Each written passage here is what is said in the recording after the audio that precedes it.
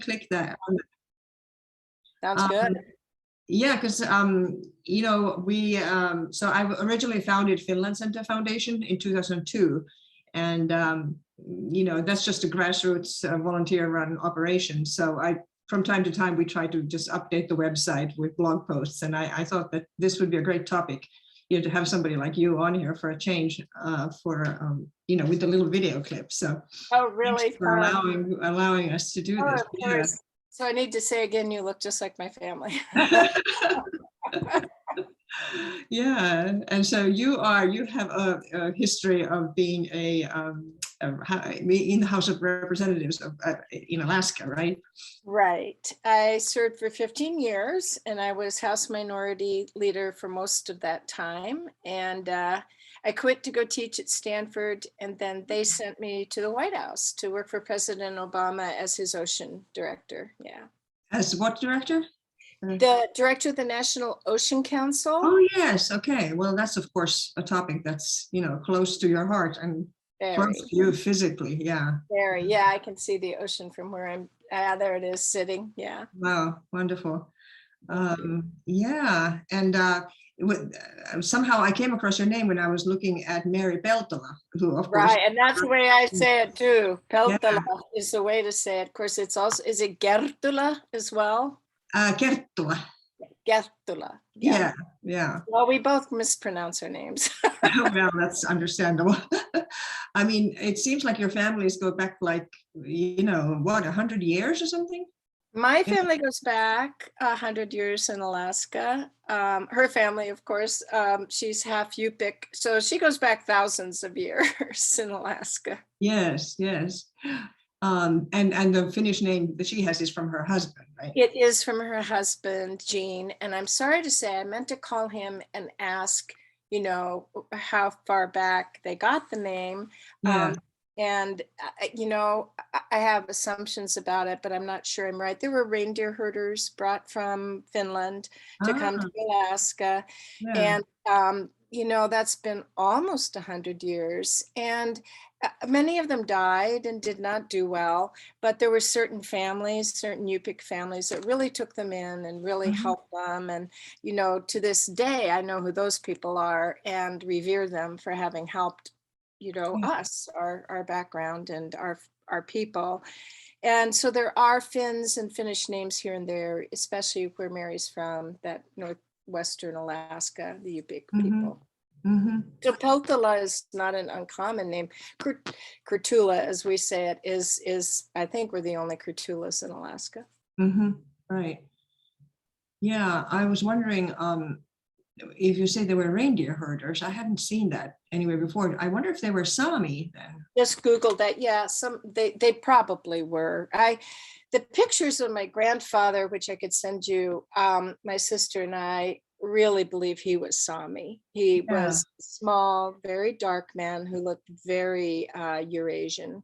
Okay. So my sister Anna has met people who are Sami and worked with them.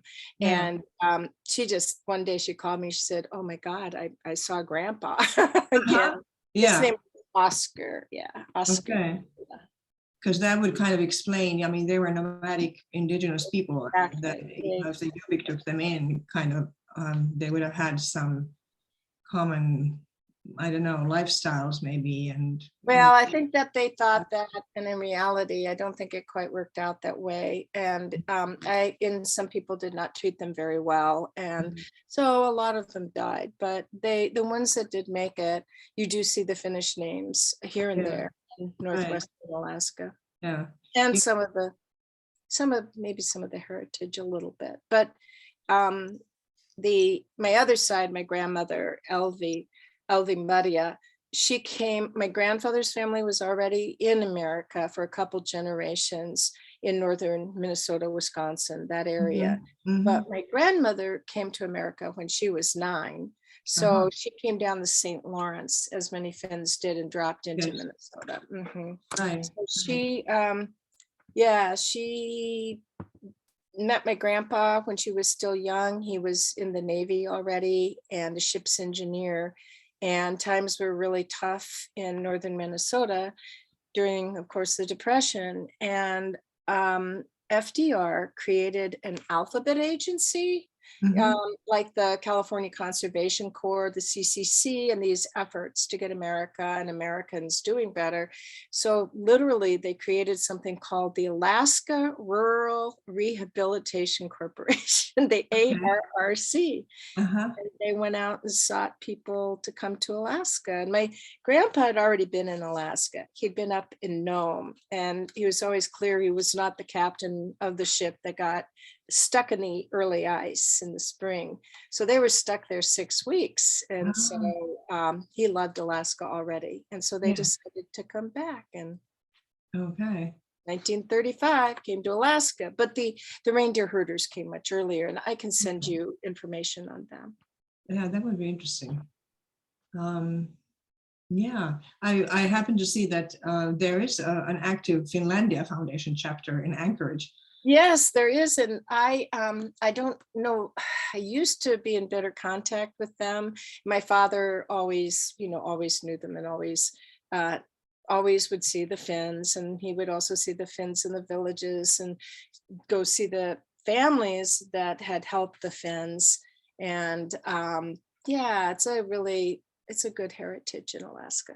Yeah, yeah. Well, it's always curious to us, like I came myself 40 years ago to New York City.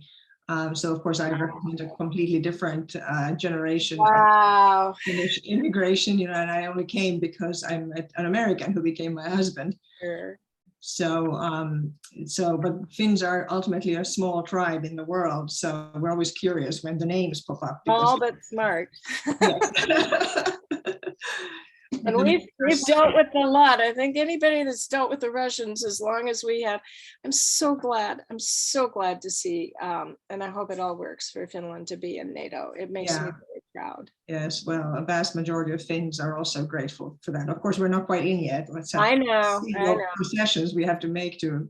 Uh, Oh, I We are, I always hated the term the Finlandization of Europe when I was in college. I just hated that. And I hated the fact that, of course, and I didn't even know that until I was, in later high school, yeah, about World War II, and our, history there was not good. But I don't know. Some days I don't even know how our little country, I feel that way about it, how that country survives. So. right. Yeah. Well, so far so good. Knock on And wood. so beautiful. I finally got to go. Oh, when did you go? Finally got to go. Went to Helsinki. Was stunned even by Alaskan standards at how expensive it was. And so Mhm. we took a boat from there over to Estonia. Yes. And, oh my gosh, the great beauty Yeah. in the water. It Yeah. was so wonderful. Yeah. I'm going to go back. Yeah, great. Well, I have to ask you, since you're involved in politics, Yes, of do you course. have any sense of the political leanings of the Finns in Alaska these days? Because I know Well, Alaska normally is a red state. Um, Well, it's an interesting situation, and I don't want to take all your time, but trying to set the setting. So when my grandparents and my father was raised in Alaska, when my grandparents came, there were only 15,000 white people. And I have not looked at the Alaska Native population or indigenous people, but I bet it was more. So they were very, very live and let live, I guess is how yeah, I would put it.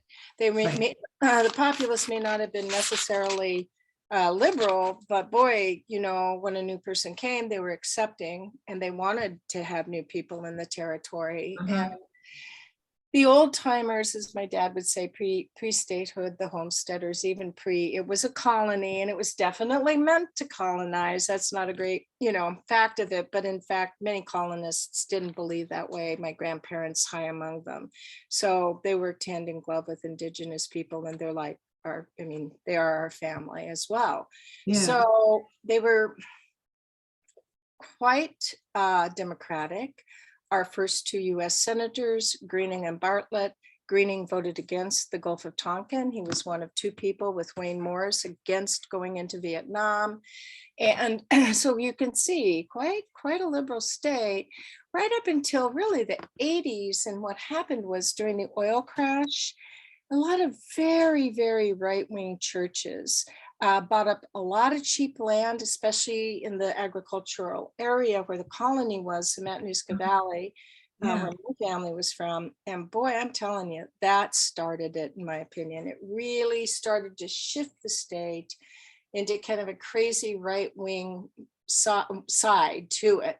And that just grew and grew. That area is huge now, totally populated. As my father, he was a farmer, well-educated one at the University of Washington. He was going to be a doctor, but that's a longer story. So he's well-educated that way, but he farmed. And as he used to say, they're going to pave every square inch of good farmland in Alaska, which is unfortunately true, because that's right the area where this right-wing mentality got its first hold. So you go from there into a reapportionment that happened in the late 80s, early 90s. And that reapportionment, the gerrymandering that happened, broke the state up. And I think it was something like 20 Democrats, 20 incumbents, my dad included, after 35 years in the legislature, they all went down. And so we got this new, very right-leaning legislature. And from there, it's a misimpression almost, because Alaskans are more independent and undecided than they are Democrat or Republican. Mhm. And what I'm feeling now, and I'm so happy about it, is with Mary Peltola, but Peltola as she pronounces it, with her win, we're seeing the vast majority of Alaskans step up. Mhm. We're not rigid on party, and we aren't real right-leaning. In fact, this state still maintains that sort of old belief that, you need to let people be who they are and work with them, rather than try to stuff them into a rigid little place and keep them there, as I feel the Republican Party in Alaska is trying to do. So with ranked choice voting, our new form of voting, it really benefits people like Mary. And I thought Mary would win, even if without ranked choice. I believe she could beat Sarah Palin hands down. Mhm. She's, I get inspired just thinking about it. She is really the right person at the right time. She's half German, she's half Yupik. She's married to, obviously, a person with Finnish background. And she's a tremendous speaker. She's one of the most eloquent speakers I've ever known. And so, sorry, that's the brief history of Alaskan politics as I see it.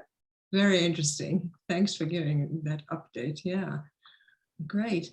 Well, I can answer your question, but maybe I'll turn off the recording here just to say that yes, Finland Center ultimately started working for Finnish values, in particular gender equality, which we are known for in Finland. Yes. Finland, and even going back actually to 1906, when the Finns gave women the right to vote and to run for office as well at the same time. So as the first in Europe, and as you know, we've had a Finnish, a female president, and now we have a female prime minister who is young. Yes. So and so far still in office. So yeah.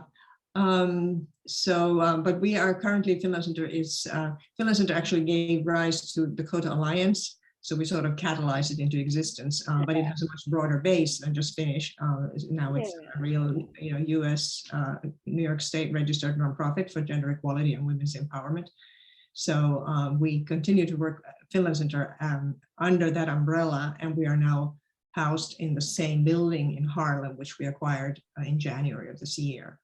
So I don't know if you want me to talk about him, and we can do that even more later, but we had extremely close friend, Niilo Koponen, who was raised at a center in New York with Finns. And it was sort of an open, everybody worked together. It was a co-op of sorts. And I don't know as much of the history as I wish I did, but I mean, when you're talking, I think it was in Harlem where they had it. So it's just would have been right 70 years ago, maybe. Yeah, so the Finns do have a history in Harlem, going back to before World War II. Right, And right. that is, I think, dispersed probably with the arrival of a lot of Blacks from the South into Harlem.